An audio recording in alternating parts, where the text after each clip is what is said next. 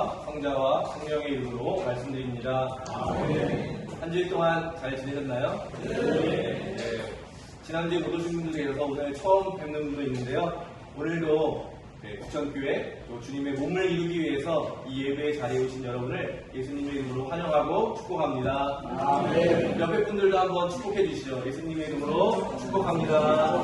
예수님의 이름으로 축복합니다. 네, 사랑합니다. 축복합니다. 예수님께서 사셨던 한 2000년 전의 시대, 또 우리가 멀리 떨어져 있는 로마 제국이라고 하는 그 지역에 사셨는데요. 많은 차이가 있지만 살아가는 방식에 있어서 몇 가지는 굉장히 유사한 것 같습니다. 첫 번째는 아주 거대한 제국의 질서가 있죠. 그러니까 우리도 태어나면 그냥 따라가는 이 세상의 질서 안에 우리가 있다는 거예요. 그런데 하나님 나라는 우리 한 사람 한 사람을 주인공이라고 이야기하고 한 사람 한 사람을 소중하다고 얘기하는데, 이 세상의 질서는 그렇게 말은 하지만 그 본질을 잘 보면 한 사람 한 사람을 어떤 목적에 수단화하고 그냥 도구화해서 희생자로 만드는 일이 예수님 당시에도 또 오늘 우리가 살고 있는 세상에도 빈번하게 일어나는 일입니다. 또 하나의 공통점이 있다면 돈의 위력이 굉장히 강하다는 거예요. 돈이 많은 사람이 갑이죠. 젊은 사람들의 얘기로는 돈 많은 사람이 형님입니다. 이런 얘기를 하더라고요. 나이가 중요한 게 아니라 돈이 많으면 다 형님이 되는 시대에, 그러니까 이 시대만큼 예수님이 사시던 시대에도 돈의 힘이 강력했어요. 그러니까 사람들이 인생에 제일 중요한 게 뭐예요? 돈인 거예요. 다른 게 중요하지 않아요. 돈만 있으면 마음대로 살 수 있는 시대, 예수님이 살던 시대, 또 우리가 살고 있는 시대의 공통점입니다. 또 하나의 특징은 뭐냐면 영향력 있는 한 사람의 영향이 굉장히 크다는 거예요. 그래서 한 사람의 어떤 삶의 방식, 한 사람의 말 한마디가 굉장히 큰 영향을 준다는 거예요. 그래서 그 사람을 추종하는 사람이 생기고 그 사람의 인기가 올라가면 올라갈수록 그 사람의 영향력도 점점 커지는 거예요. 오늘날의 SNS에 스타들이 있잖아요. 무엇을 입는지, 뭘 먹는지, 어디에 사는지 하나하나가 다 우리에게 영향을 미치는 것처럼 로마 시대에도 그런 사람들이 있었거든요. 황제라든지 높은 귀족, 이런 사람들은 그 사람들이 인기를 얻기 위해서, 그래야 자기 힘이 더 커지니까. 그러니까 어떻게 보면 굉장히 다를 것 같은 로마 시대와 우리가 살고 있는 오늘의 시대가 굉장히 유사한 면도 많이 있다는 것을 알 수가 있습니다. 왜 제가 이런 설명을 드리냐면, 예수님께서 하신 그 말씀, 복음, 선포했던 그 복음이 바로 지금 우리에게도 너무너무나도 소중하고 너무나도 필요하다는 것을 먼저 우리가 기억해야 된다라고 하는 말씀을 드리고 싶어서입니다. 오늘 복음 성경의 배경에 도시가 나오잖아요. 필리포의 가이사리아라고 하는 그 지역을 이야기하는데요. 가이사리아라고 하는 건 로마 황제를 지칭하는 거예요. 한 인물이었는데 그 인물 이후로 모든 로마의 황제는 카이사리아라고 하는 것을 황제의 이름으로 사용했어요. 필리포는 헤롯 대왕의 아들이거든요. 또 다른 헤롯 왕이에요. 그래서 첫 번째 황제였던 아우구스투스가 헤롯 대왕에게 이 도시를 선물로 줬거든요. 그래서 이 필립이라는 헤롯 왕이 이 도시를 다시 잘 꾸민 다음에 그 당시 황제에게 이 도시를 바친 거예요. 그러니까 오늘날로 생각하시면 도시에 들어가는 입구에 뭐라고 써있겠어요? 환영합니다. 황제의 도시 카이사르에 오신 것을. 이렇게 써있겠죠. 또 시내에 가면 뭐가 있겠어요? 황제를 상징하는 동상, 황제를 기리는 동상이 있고, 황제를 숭배하는 신전이 있고, 황제가 늘 이렇게 빵을 나눠주는 그런 거대한 건물이 있고, 또 경기장 또는 이렇게 공연이 이루어지는 그런 극장, 이런 것들 다 황제의 이름으로 곳곳에 있는 거예요. 지금 우리가 생각하는 아주 화려하고 웅장한 건물들이 그 도시를 채우고 있는 것입니다. 그리고 오늘 예수님의 일행이 그 도시에 도착을 했는데, 예수님 어떤 분이세요? 가난한 분이잖아요. 그러니까 가난하고 볼품없는 한 무리의 사람들이 그 거대하고 웅장한 도시에 서 있다는 것을 한번 생각해 보시면 오늘의 이야기가 어떤 의미인지가 더 분명하게 드러나게 됩니다. 그 로마의 제국의 황제, 신과 같은 신으로 추앙받는 그 도시에서 예수님이 제자들에게 물어보시는 거예요. 세상 사람들이 나를 누구라고 하느냐? 여러분, 이 시대 사람들이 예수님을 누구라고 하죠? 네. 우리는 구원자라고 믿고 고백하는 사람들이고, 그러나 어떤 사람들은 예수님을 욕하는 사람도 있고, 그렇지 않다고 얘기하는 사람들도 있는 겁니다. 여러분들, 그럼 가장 중요한 질문에 한번 대답해 보시기 바랍니다. 너는 나를 누구라 생각하느냐? 네. 한번 여러분의 대답을 한번 다 생각해 보시기 바랍니다. 어떤 분은 나를 창조하시고 날마다 생명을 주시는 생명의 근원으로 고백하시는 분도 있을 것입니다. 언제나 나를 인도해 주시고 보호해 주시는 선한 목자라고 고백하는 분도 계실 것입니다. 내가 살아가는 길이요, 내가 따르는 진리이고 나의 생명이십니다라고 고백하는 분도 계실 것입니다. 죄 많고 연약한 나를 구원해 주셔서 하나님의 자녀가 되길 뿐만 아니라 영원한 생명을 주신 진정한 구원자 그리스도로 고백하는 분도 계실 것입니다. 그러나 어떤 분들은 아직 예수님을 잘 알지 못한다고 솔직히 고백하는 분도 있을 것입니다. 나는 예수님을 잘 알지 못하지만 나를 이 교회로 인도해준 그분의 이야기를 하는 걸 보니까 좋은 사람인 것 같다. 뭐 신부님이나 목사님이 얘기해 주시는 걸 보니까 그냥 좋은 분인 것 같다. 이런 고백에 머물러 있는 분도 있으실 것입니다. 오늘 예배 가운데 주님을 향한 여러분의 고백이 있게 되시기를 바랍니다. 아멘. 그 고백을 받아주시고 그 고백을 통해서 우리를 구원해 주시는 그런 주님을 만나시는 은총의 예배 시간이 다 되시기를 바랍니다. 아멘. 설교를 준비하면서 저 자신에게 물어봤어요. 너는 나를 누구라고 생각하는 예수님의 그 질문에 답변해봤는데요. 저는 예수님을 주님이라고 자주 고백합니다. 그런데 정말 이 고백 안에는 사실은 내가 주님을 정말로 나의 삶의 주인으로 모든 것보다 가장 중요한 분으로 고백하고 싶은 갈망도 있지만 여전히 예수님보다 더 사랑하는 것이 있다는 것. 여전히 저에게는 세상적인 가치들이 때로는 주님보다 앞서 있다라고 하는 저의 상황을 반영하고 있는 고백이라는 것을 말씀 준비하고 기도하면서 깨닫게 되었습니다. 그러나 저의 복잡한 이 저의 한계도 포함해 있고 저의 소망도 포함하고 있는 이 고백을 주님이 받아주실 때 저의 불완전한 고백이 완전한 고백으로 변화되는 것을 저는 날마다 경험하게 됩니다. 고요함과 침묵 가운데 주님을 갈망하며 앉아있을 때 매일매일 해야 될 일들, 분주한 삶의 일들이, 사건들이 지나갑니다. 저의 연약함과 부족함도 지나갑니다. 제 삶에서 이뤘던 성공과 기쁨도 다 지나갑니다. 제가 살면서 받았던 깊은 상처들도 주님 앞에서 다 지나가 버립니다. 제가 사랑하고 마음 쓰고 여전히 마음을 빼앗기고 있는 세상의 일들도 주님 안에서 다 지나가고 저는 주님 앞에서 조용히 고백합니다. 나의 주님, 나의 전부. 성왕 프란시스가 종종 밤을 새워가며 이 고백을 바치고 기도했다고 하는데요. 저도 마찬가지로 그 고백을 저의 기도로 삼아서 주님 앞에 고백합니다. 나의 주님, 나의 전부. 그렇게 제가 고백 드릴 때 주님께서 저의 고백을 기도 삼아 주셔서 제 삶을 그렇게 만들어주시는 주님의 손길을 저는 경험합니다. 오늘 예배 가운데 교우님 한 분 한 분도 그런 여러분의 고백을 기도로 삼으시고 주님께 바쳐드리시기를 바랍니다. 아멘. 그런 고백을 주님께서 기도로 받아주시고 우리를 살리는 주님의 능력으로 삼아 주실 것입니다. 오늘 말씀으로 돌아가면 베드로는 이렇게 고백하죠. 선생님은 살아계신 하나님의 아들 그리스도이십니다. 성서를 조금 읽어보면 베드로가 한 의미와 예수님이 들으신 의미가 완전히 다르다는 것을 우리는 알게 되는데요. 그래서 예수님은 칭찬을 해주는 베드로의 말의 의미를 알고 있지만 그 의미를 하나님의 말로 바꿔주시는 거예요.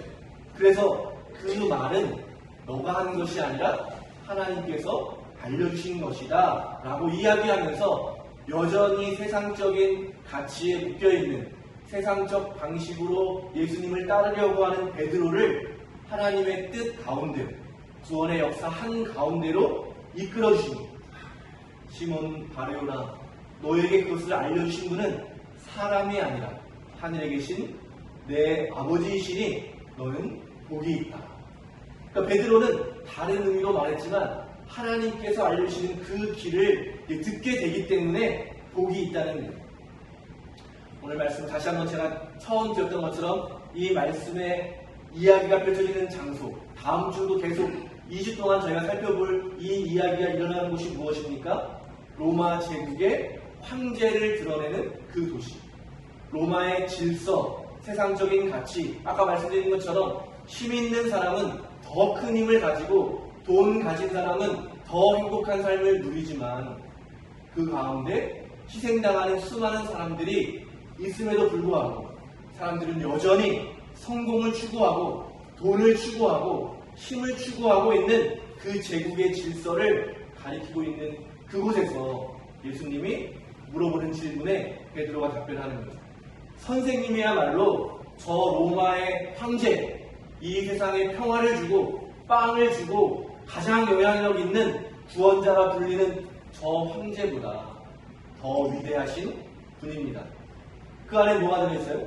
이제 예수님이 곧 강력한 군대를 일으키셔서 예루살렘에 가서 거짓된 사람들을 다 쫓아내고 이제 세상의 중심이라고 하는 로마에 가서 로마의 입성에서 저 로마보다 더 화려한 우리 조상들에게 약속되어 있던 다윗과 솔로몬의 영화를 더 우리에게 주실 분, 그분이 바로 예수님입니다. 그러니 제가 제일 가까이 예수님을 따르는 저도 세상에서 가장 높은 자리를 차지하게 될 것입니다 라고 하는 의미로 베드로는 고백을 한 거죠. 그런데 예수님이 이어서 뭐라고 말씀하십니까? 그런 베드로의 기대와는 전혀 다르게 베드로의 이름, 바위라는 의미예요. 베드로라는 말 자체가 바위라고 하는 것이거든요. 너가 원하는 것처럼 강력한 군대, 더 큰 힘, 더 큰 성공의 길이 아니라 나를 구원자라고 고백하는 사람들의 모임, 교회를 세울 것입니다. 하나님께서 이 세상을 구원하는 방법은 로마 황제가 했던 것과는 전혀 다른 자신을 낮추고 자신을 비워내고 가장 비참한 십자가의 자리에서 서서 온 세상을 구원하는 십자가의 방법이다. 그래서 이제 우리 다음 주에 읽게 되겠지만 나를 그리스도라고 고백하는 사람들은 어떤 사람들이 자기를 부인하고 자기를 높이는 사람이 아니라 세상적인 질서는 자기를 높이는 사람들이죠. 그러나 자기를 부인하고 자기에게 주어진 십자가를 지고 나를 따라야 합니다.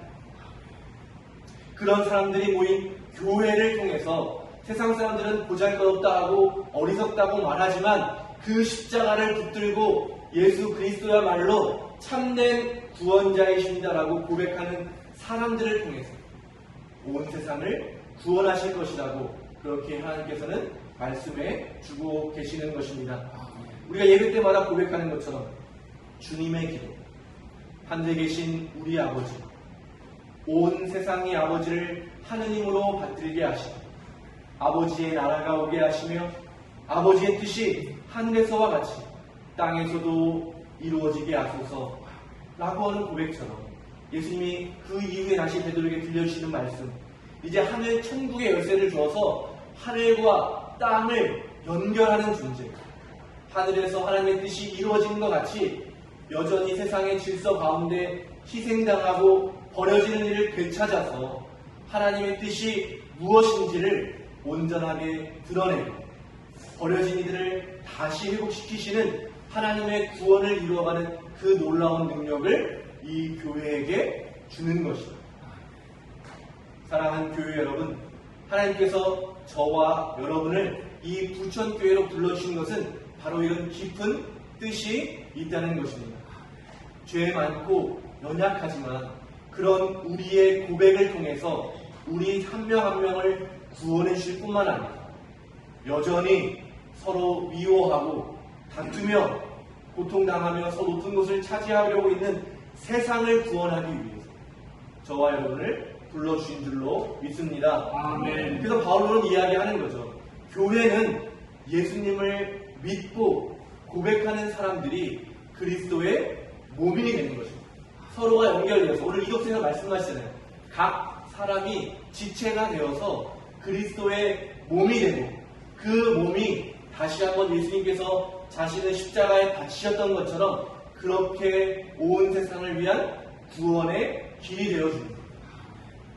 그 귀한 하나님의 뜻이 저와 여러분에게 있는 줄로 믿습니다. 아멘. 여러분 다시 한번 옆에 분 한번 보세요. 그리스도의 몸이 되는 지체. 그리스도의 몸이 되는 얼마나 정말 귀한 분들입니까? 여러분 옆에 있는 분이 손이라면 손이 없으면 어떻게 밥을 먹겠어요? 옆에 있는 분이 눈인데 눈이 없으면 어떻게 우리가 볼 수 있겠어요? 여러분 빈자리가 보이시죠? 누가 안 하는지 다 보이시죠? 우리가 완전해지기 위해서 한 명 한 명을 귀하게 여기시고 한 명 한 명도 다 빠지게 되면 우리가 온전히 그리스도의 몸의 역할을 할 수가 없다는 이 복음의 진리, 성경의 진리를 기억하시기를 바랍니다. 아멘. 오늘 함께하고 있는 우리의 옆사람 지체들을 축복해 주시기를 바랍니다. 함께하고 있지 못하는 그분들을 기억해 주시고 그분들을 위해서 기도해 주시기를 바랍니다. 아멘. 함께 모여서 주님께 영광을 돌리고 그리스도의 몸을 이루면서 구원을 이뤄가는 것, 주님께서 저와 여러분을 불러주신 이유이고 또 우리가 그렇게 살아가야 할 삶의 길인 것입니다. 아멘. 사도 바울로는 다시 한번 다른 의미로 예수 그리스도를 통해 우리에게 보이신 하나님의 뜻을 이야기하는데요. 잘 알고 계시는 성경 구절이죠. 항상 기뻐하는 것, 쉬지 않고 늘 기도하는 것, 어떤 처지에서든 감사하는 것이 바로 예수 그리스도를 통해서 우리에게 보여주신 하나님의 뜻이라고 말씀해주고 계십니다. 사랑하는 교회 여러분, 제가 고백했던 것처럼 제가 완전한 사람이어서 그런 기도를 드릴 수 있는 것이 아니라 불완전하기 때문에 오히려 주님 앞에서 기도해야 되고 그 기도를 하나님께서 받아주실 때 우리의 삶이 그렇게 변화되는 것입니다. 우리가 기뻐할 수 있는 이유가 있어서 기뻐하는 것이 아니라 하나님 앞에서 기뻐하게 될 때 주님께서 우리의 삶을 기쁨으로 채워주실 줄로 믿습니다. 아멘. 우리가 부족할 때마다 주님을 기억하고 우리가 정말 함께 예배하지 못하는 그 한 분 한 분의 소중함을 알고 그분을 위해서 기도하게 될 때 주님께서 우리의 기도를 들어주시고 그 기도에 응답해 주실 줄로 믿습니다. 아멘. 우리의 처지에 감사할 것이 없지만 감사할 때 주님께 나아가서 감사하고 감사의 말로 사람들에게 고백하게 될 때 우리의 삶이 진정한 감사로 변화될 줄로 믿습니다. 아멘. 사랑하는 교회 여러분, 한 주일 동안 예수님 그 바울로의 권면에 따라서 기뻐하시기를 바랍니다. 아멘. 바울의 권면에 따라서 기도하는 자리를 늘 지키시기를 바랍니다. 아멘. 불평이 나오고 무언가 삶의 일이 꼬이게 되었을 때 오히려 감사로 여러분 주님 앞에 고백하시는 여러분이 되시기를 바랍니다. 아멘. 제가 오늘 다시 한번